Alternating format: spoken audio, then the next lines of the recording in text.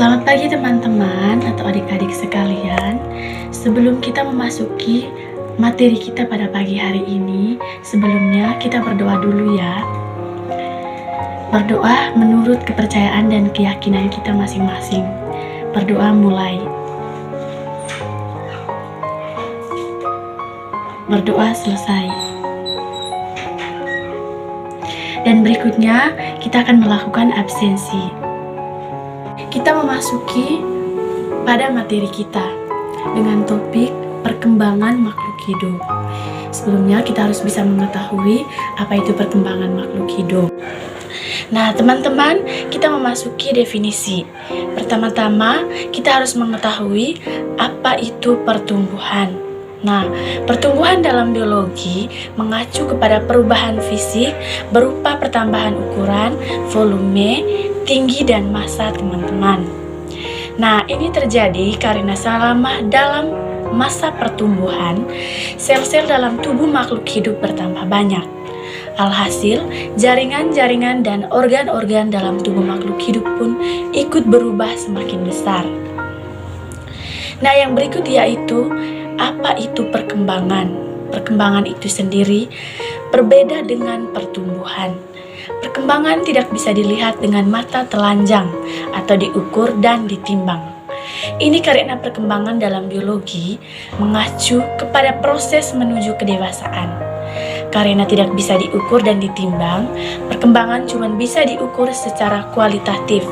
Maksudnya begini, kalau kamu perhatikan bayi yang baru lahir, bayi yang baru lahir tersebut hanya bisa menangis.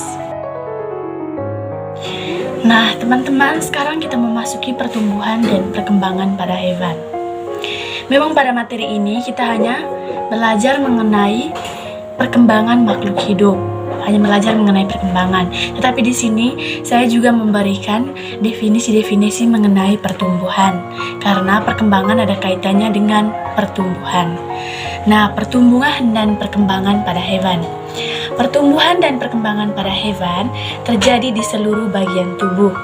Berbeda dengan tumbuhan yang terjadi hanya pada bagian tertentu saja, yaitu di daerah meristem.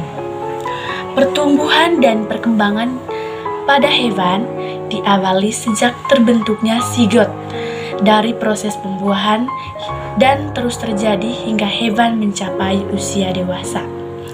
Dengan demikian, pertumbuhan dan perkembangan pada hewan dapat dibagi menjadi dua bagian, yaitu fase embrionik dan fase pasca embrionik.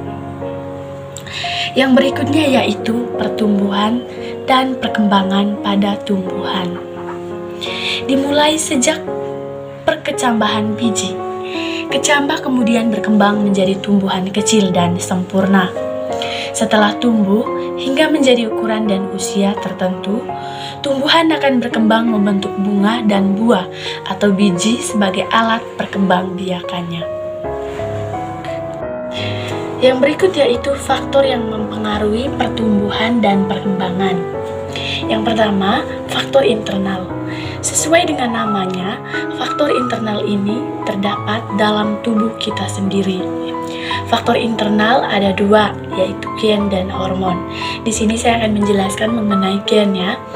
Gen memiliki peranan dalam pertumbuhan kita sebesar 60% sampai 80%. Karena gen setiap orang berbeda-beda, muncullah perbedaan pada tubuh manusia. Yang berikutnya yaitu faktor eksternal atau faktor dari luar. Faktor luar yang mempengaruhi proses pertumbuhan dan perkembangan makhluk hidup berasal dari faktor lingkungan, yaitu makanan atau nutrisi, air dan kelembapan, tanah, suhu, dan cahaya. Oke, baik teman-teman, setelah kita mengetahui definisi perkembangan dan pertumbuhan pada hewan dan tumbuhan, sekarang kita memasuki ciri-ciri perkembangan. Yang pertama, ciri-ciri perkembangan yaitu terjadi peningkatan kualitatif individu.